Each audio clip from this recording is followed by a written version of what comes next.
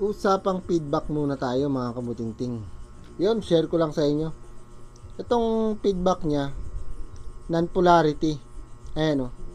Nag plus to ground, plus naman dito sa 1K. Ito yan mga kabutingting. Yan. Bali itong design na to, pinaglumaan ko na to.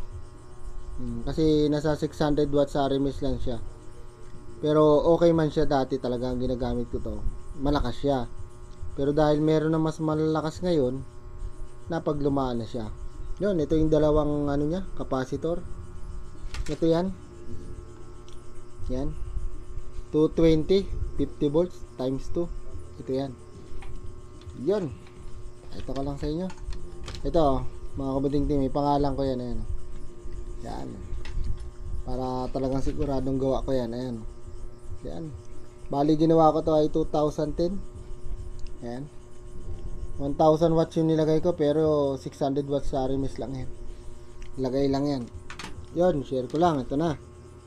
Saan yung feedback natin? Ito. Itong dalawang to. Yan. Yan, magkasama yan mga kabutingting. Yan. Tapos nag to ground, plus to ground.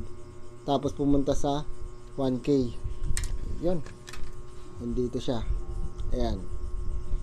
Ito yung design niya. Ayan. Yun. Alam niyo ba mga kabutingting kung bakit gano'n ang design niya? Kung anong pagkakaiba niya dun sa mga natural. Nakaramihan ni yung ground ng capacitor to ground na. Yung plus yung nasa 1K ito. Dapat to ground na to eh. Wala na tong isang to. Pero ito ay ginawang non-polarity. Yun. Pag-usapan natin kung ano bang pagkakaiba nila. Dito lang muna. Share ko lang ulit mga kabutingting. Salamat.